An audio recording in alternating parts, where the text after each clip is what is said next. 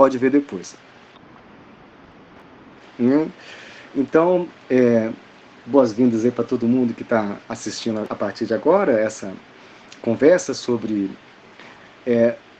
relações internacionais, tentando identificar quais são as várias camadas que compõem as identidades que formam a base dentro da qual essas relações internacionais se desenvolvem, né? E a gente, depois de ver uma série de mapinhas muito interessantes, a gente parou nesse aqui de um autor chamado Huntington, que está super na moda, porque ele previu que a próxima guerra que ia acontecer era exatamente nesse paizinho aqui. Que país que é esse mesmo, pessoal?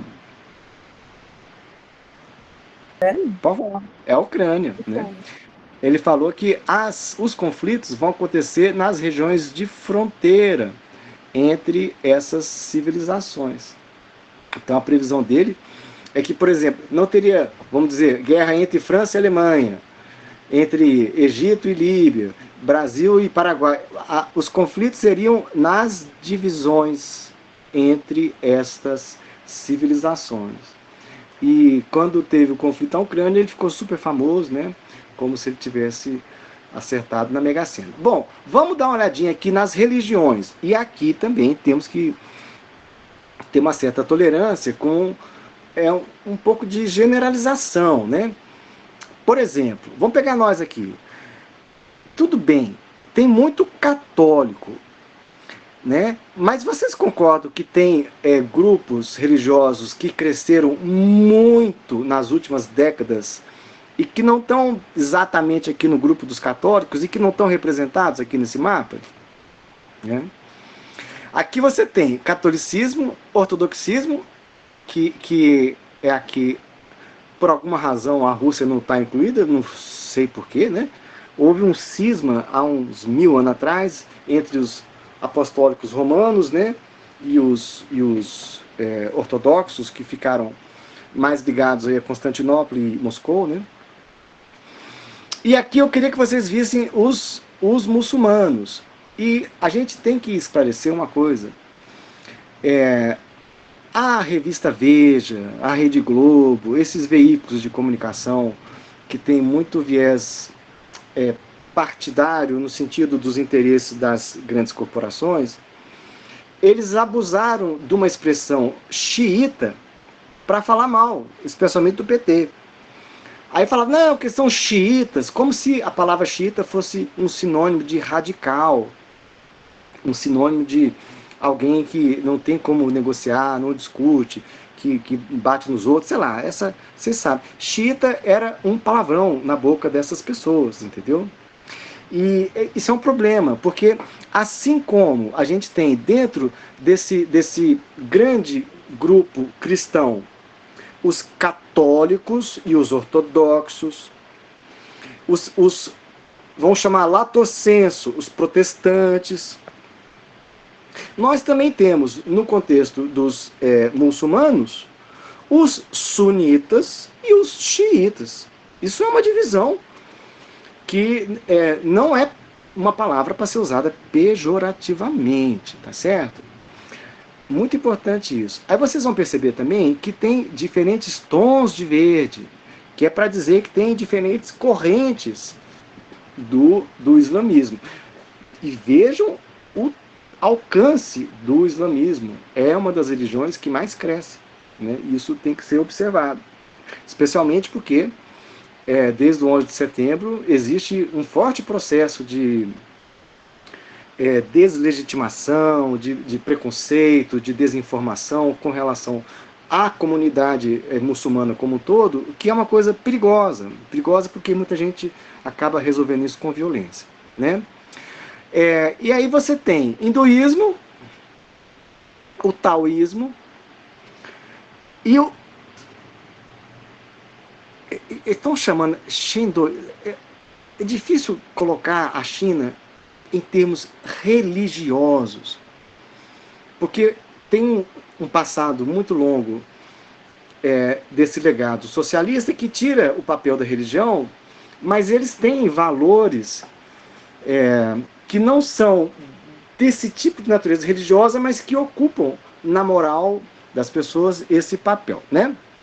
Aqui um outro mapa mais pulverizado da questão das religiões, né? Fazendo a distinção dos budistas, dos shintoístas e budistas, dos hindus, dos sikhs, né? Que ficam no norte ali da... Ué, cadê eles? Nossa, não é só isso aqui não, viu, gente? É muito mais do que isso. As religiões indígenas, como eles estão chamando aqui, né? E onde que não tem religião dominante nenhuma, né? Os cristãos, os romanos católicos, os protestantes, os ortodoxos, né? Os mormons, os muçulmanos. E aqui a divisão proporcional desses grupos religiosos. Eu queria chamar a atenção de vocês para duas coisas nesses gráficos, né? São duas coisas que para mim são muito ilustrativas. Ilustrativas da ignorância e do preconceito que muita gente tem. Vejam só, aqui a gente tem essa expressão, religiões abraâmicas. E dentro das abraâmicas tem os cristãos, tem os judeus e tem os muçulmanos. Esses três grupos são primos.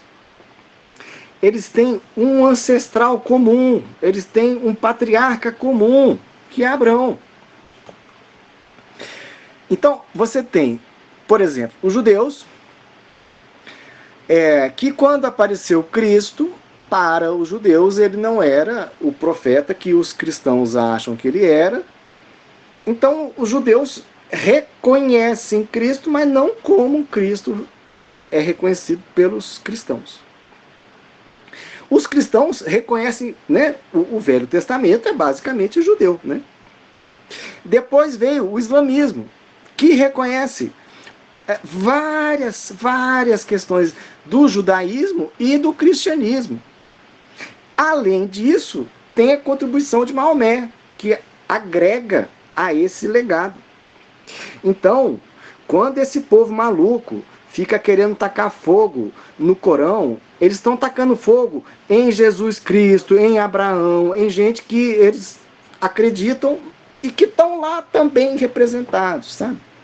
Isso é uma pena que se vejam como, sei lá, antagônicos ou tão distantes, como, na verdade, eles são parentes, né? Eles são primos.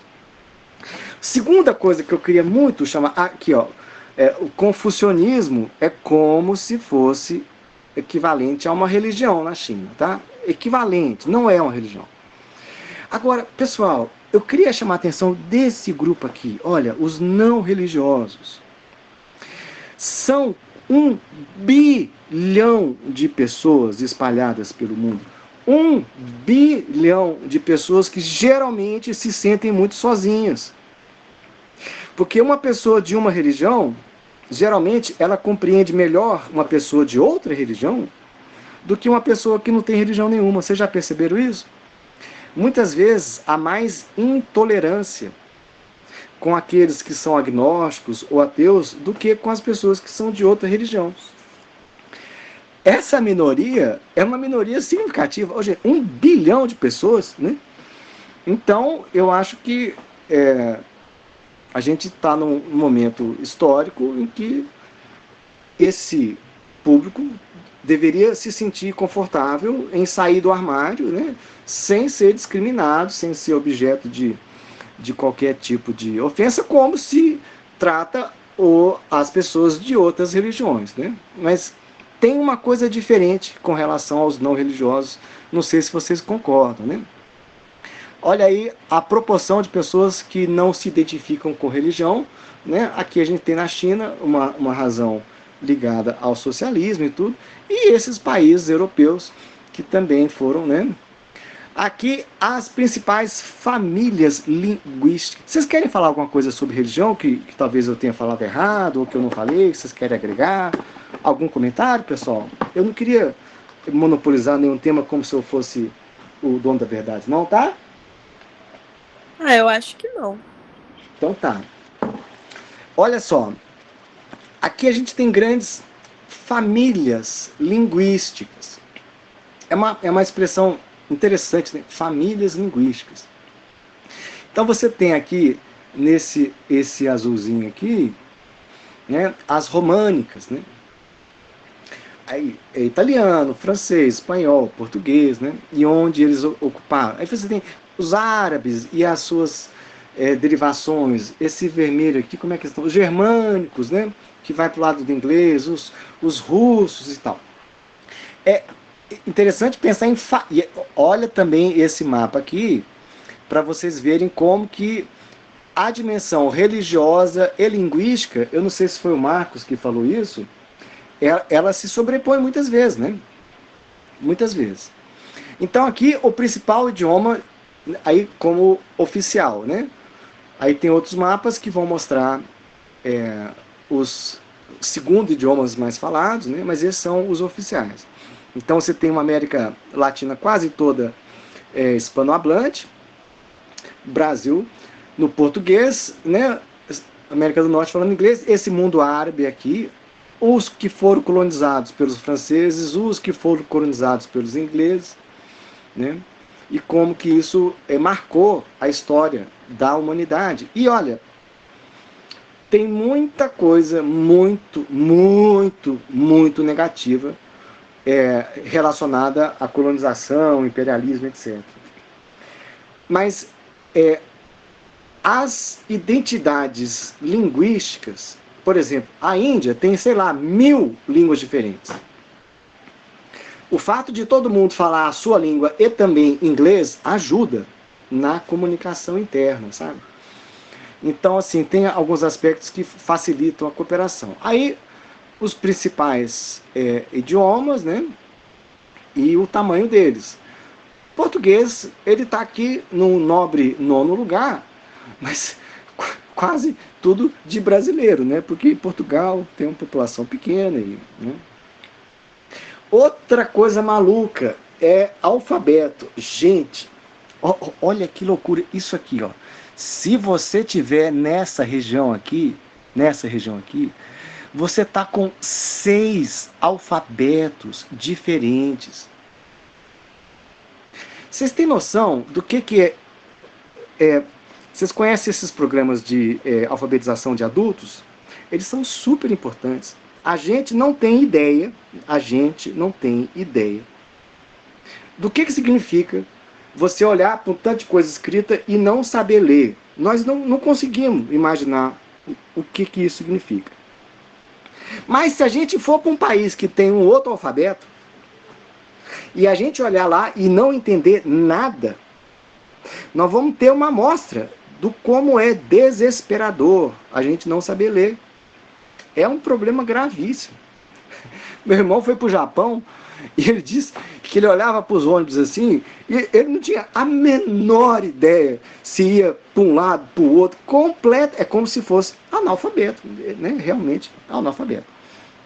Então vocês têm aí a diversidade de idiomas e vamos falar a verdade. A nossa vida foi um pouquinho menos difícil pelo fato da gente ter sido alfabetizado com esse alfabeto aqui, que coincidiu de ser o alfabeto que mais ou menos dominou o mundo nos últimos 200 anos, vamos dizer. Ajudou a gente, né? Se a gente tivesse que aprender russo, por exemplo, a gente ia ter um desafio a mais, concorda? Bom, aí o mapinha, né, mais sem graça, que é o mapa da divisão política do mundo, né?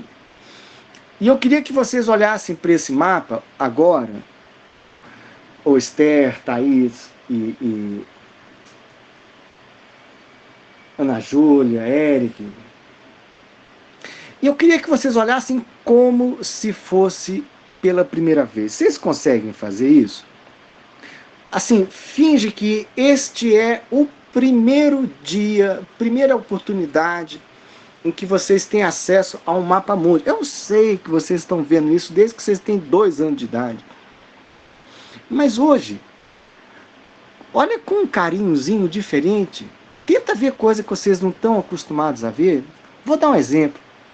A Indonésia, que está aqui, ó, é um país extremamente importante. uma população enorme, um potencial ambiental incrível, vai ser uma potência. E a gente não sabe nem onde fica a Indonésia, né? As divisões entre Índia, China, a questão aqui do Tibete, a fronteira com o Paquistão, esses Turcomenistão, Uzbequistão, Quirguistão, essa região toda aqui tem muita identidade.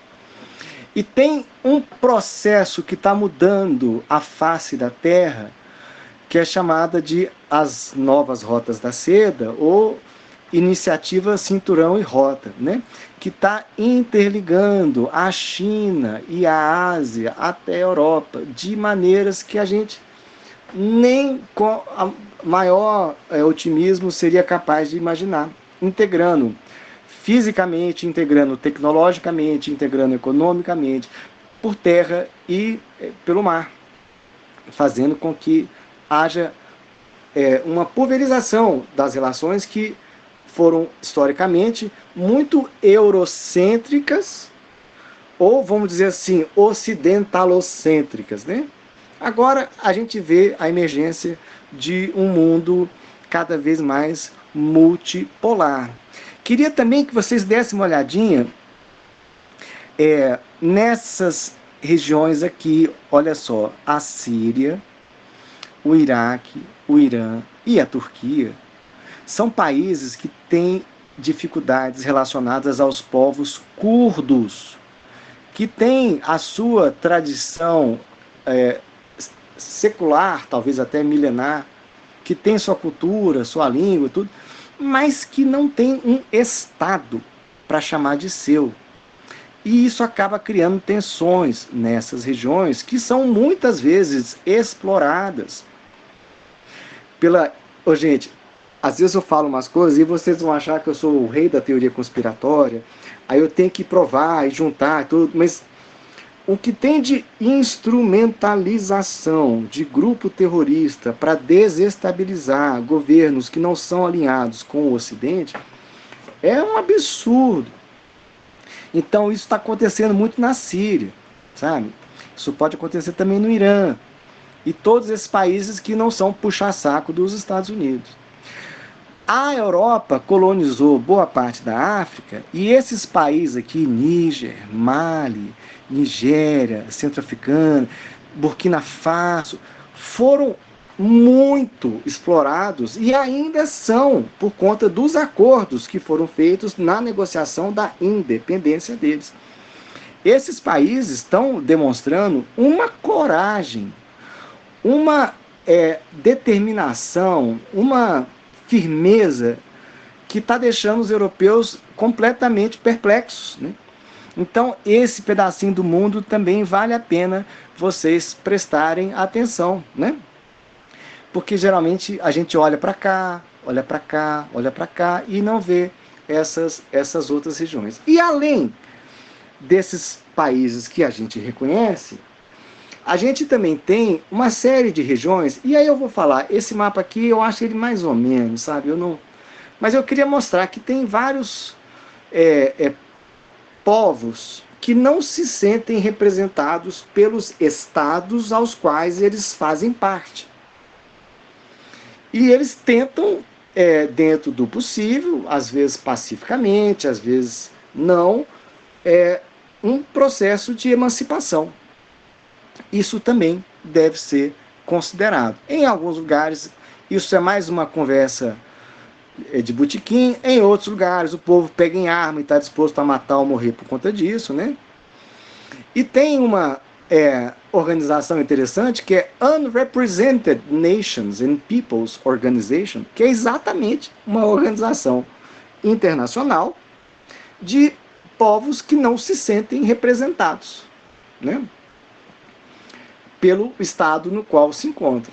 Alguns são mais conhecidos, outros menos, mas eu queria mostrar para vocês que existem, né? Eles estão por aí. Se a gente fosse analisar o mapa do mundo com base na população, ia ser mais ou menos assim, né? Lembrando que a Índia ultrapassou a China, né? A China tem uma política de contenção do crescimento há muito tempo, a Índia não fez isso, Hoje a Índia tem uma população maior. Mas olha só, Estados Unidos, Indonésia, né? China e Índia, depois Brasil, Nigéria, Paquistão, Rússia, Bangladesh, que ninguém sabe que é desse tamanho, né? Então vocês vão vendo como que a população é diferente do tamanho. Olha, o Canadá é enorme, mas cadê a população do Canadá, né? Assim por diante. Nesse pedaço do mundo aqui, tem mais gente. E olha que boa parte dele é oceano. Mas tem mais gente que mora aqui do que no resto do mundo. Isso não é doido? Imagina a concentração de pessoas nessa região. O que possibilitou isso? De que maneira, por exemplo, que a agricultura, o arroz, alimentou pessoas para ter essas populações, né? E lembrando, isso aqui é muito inóspito, tem deserto, tem montanha, tem um lugar que é água demais, né? Então essas concentrações, elas são importantes. Esse mapa aqui, ele mostra aproximadamente conjuntos de 1 bilhão de habitantes. Então, por exemplo, a África, ela tem mais ou menos 1 bilhão de habitantes. Se pegar as Américas e juntar a Austrália, tem mais ou menos 1 bilhão de habitantes. Se pegar a Europa, um pedaço da Rússia, e o Oriente Médio, 1 bilhão. Se pegar, aí vocês estão vendo. Agora, olha aqui, né? Aqui, 3 metros quadrados já dá 1 bilhão de habitantes, né?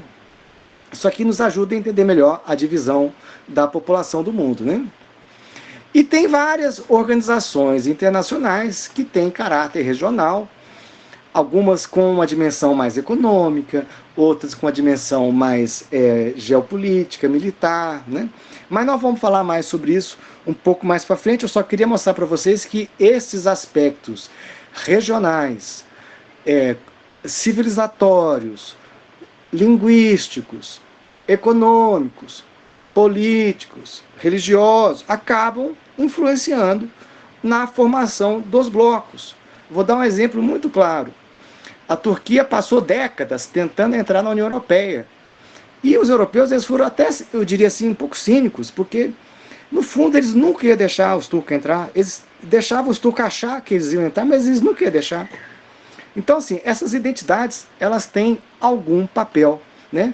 Ainda que isso seja difícil de ser mensurado, tá? Muito bem. Aí, só para a gente analisar por que se fala em um norte e um sul, do ponto de vista geopolítico. A ideia é que o norte, ele é composto, o hemisfério norte, por países mais ricos, né? Por países mais ricos, e o sul por países mais pobres, em geral, né? Agora, é óbvio, a China está no hemisfério norte, a Índia está no hemisfério norte, mas são países ricos, ricos pra caramba. A China é a maior economia do mundo.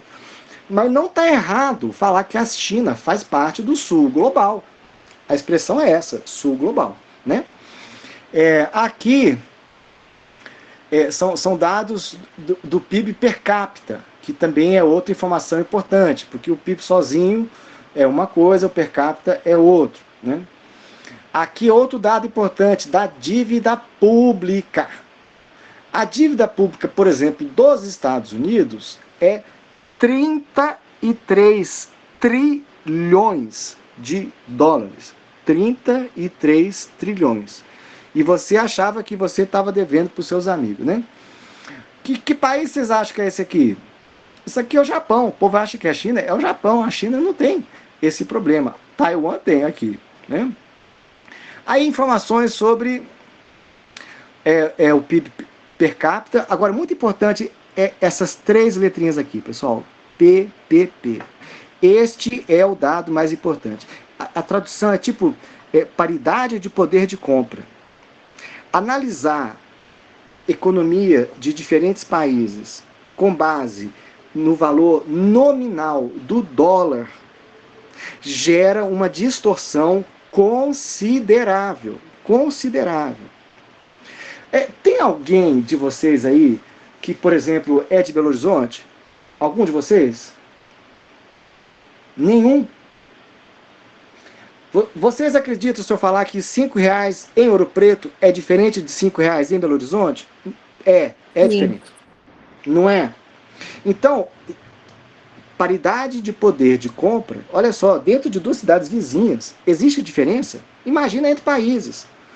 O que você faz com $1.000 nos Estados Unidos não é igual o que você faz com $1.000 na Índia. Então, comparar isso como se fosse igual é distorsivo. Então, quando você vê esse aqui, ó, PPP, aí sim você tem um dado muito mais preciso, tá? E quando você analisa o tamanho dos países com esse indicador, vocês vão ver que a China já é a maior potência econômica do mundo há bastante tempo, tá? Há bastante tempo. Bom, nosso tempo está começando a acabar e eu queria só finalizar aqui porque tem vários indicadores diferentes que muitas vezes acabam repetindo o mesmo tipo de coisa. Quanto mais rico, melhor índice de desenvolvimento humano, maior nível de eletricidade, maior nível de utilização de internet, né? Aí você vê quem são os produtores de commodity, produtor de... Engraçado que no momento desse mapa, o Brasil, principal exportação era equipamento de transporte, né? Provavelmente hoje não seria mais, né? Eu tenho que atualizar isso aqui, né? Os que são exportadores de mercadoria trabalhada, os que são de matéria-prima, né? Olha um dado importante das tendências mundiais. Onde é que estão os grandes portos? Boa parte da economia mundial flui através do oceano, em grandes navios cargueiros. A gente sempre fala do porto de Roterdã, Londres e tal. Gente, olha o tanto de porto que tem ao redor da China, né? Isso diz algo. Aqui são as redes de comércio, né? Também ligado às exportações, né? De cada país. Esses mapinhas dão uma ideia de quais são os trechos, né? Mais importantes. Vejam, tanta riqueza passa por esse pedacinho aqui chamado Malaca, que quem controlar esse estreito aqui vai ter um poder de barganha enorme sobre a economia mundial. Quem controla isso aqui tem muito poder. Vocês estão entendendo? Essas coisas influenciam, né? A China, por exemplo, está querendo fazer um novo canal perto do canal do Panamá, mas na Nicarágua, para não depender do controle que os Estados Unidos exercem sobre o canal do Panamá. E aí, eu não tenho intenção de humilhar, xingar, depreciar, nada não, mas vejam como é que as possibilidades de mudança são mais dinâmicas do que às vezes a gente acha que é. A gente tem um certo fatalismo, a gente acha que... Eu vou falar uma coisa, brasileiro tem um hábito de adorar falar mal do Brasil, né? É uma pena, é uma pena. A gente às vezes sente um certo senso de humor nisso, os outros muitas vezes não entendem. Mas isso aqui é para mostrar, olha, é possível crescer muito mais do que a gente acha que é possível, se a gente tiver, né, a orientação correta, a organização correta, né, essas coisas. Nós não estamos condenados a ser subdesenvolvido, entendeu? E aí eu começo a chutar o balde, botar outras informações só para zoar mesmo, consumo de álcool, por exemplo, né? Que é isso? O nível de felicidade das pessoas e qual que é as bebidas mais consumidas em cada país, né? Tem os países da cerveja, os países do vinho, os países da vodka, né? A quantidade de consumo por litro, nem sei porque que eu fui botando esse tanto de coisa. Acho que eu estava querendo deixar o clima, né, mais leve. Então, pessoal, nossa proposta para hoje era recebê-los, especialmente tendo em vista que essa disciplina havia sido marcada para terça-feira, às 5 horas da tarde, mas como houve um grande acúmulo de disciplinas eletivas nesse horário, a gente, no centro, na Assembleia Departamental, decidiu pulverizar um pouco isso, e a minha disciplina veio para quinta. Eu não tinha certeza. se vocês estavam sabendo disso ou não, então eu não queria dar o programa hoje. Mas eu vou gravar esse programa e vou mandar para o e-mail de vocês um vídeo explicando tudo direitinho, e a partir da semana que vem, na quinta-feira, nós vamos ter uma aula mesmo, já dentro do nosso programa.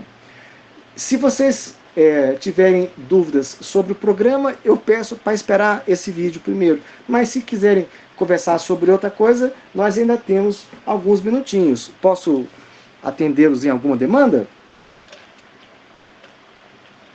Acho que por enquanto não.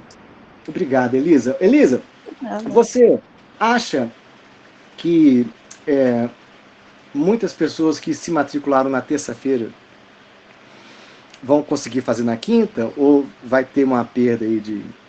Não, eu acho que sim. Pelo menos das pessoas que eu conheço, todo mundo vai conseguir continuar fazendo. Ah, mas que notícia boa. Vocês são muitos dos primeiros períodos? Primeiro, segundo? Sim, eu tô no segundo período. Ah, tá. É porque essa é uma eletiva que não tem pré-requisitos, então ela atende essa demanda, né? Porque para quem está entrando agora, vocês estão doidos para fazer eletiva, tem tempo para fazer, mas não tem os pré-requisitos ainda, né? Então eu acho que essa disciplina acaba sendo útil para vocês. Então tá, pessoal, muito obrigado. Professor, desculpa. Pois não, Marcos. Eu quero saber se todas as aulas serão síncronas. Eu pretendo dar elas sempre síncronas. Mas, Marcos, deixa eu só aproveitar e explicar uma coisinha. Eu estou com uma situação familiar muito vulnerável. E é possível que eu tenha que fazer uma viagem de emergência a qualquer momento. Então, eu estou me preparando para, se isso acontecer, eu já deixar uma aula gravada. E aí eu só posto. Para vocês não ficarem na mão, entendeu? Então, o meu plano é eu dar aula síncrona sempre. Se acontecer alguma coisa e eu saber que eu não vou poder estar no horário, aí eu gravo ela sozinho. É chato, é que nem você contar piada para si mesmo, sabe? É meio esquisito, mas pelo menos vocês vão ter o conteúdo. Pode ser? A questão é porque há pessoas que se matricularam na disciplina no horário anterior e que, em decorrência da mudança, talvez não conseguirão participar das aulas. E aí a questão que me pediram para trazer para o senhor é se essas aulas elas ficaram gravadas e se poderão participar da disciplina dessa forma, assistindo às aulas gravadas e, né, eventualmente, caso tenha necessidade de haver alguma atividade avaliativa, aí as pessoas farão um esforço para participar da reunião em tempo real, mas se há essa possibilidade, porque querem muito participar. Ô Marcos, pede para essas pessoas entrarem em contato comigo, que aí eu posso explicar melhor quais seriam as dificuldades. Eu ia adorar, mas talvez haja um prejuízo, assim, porque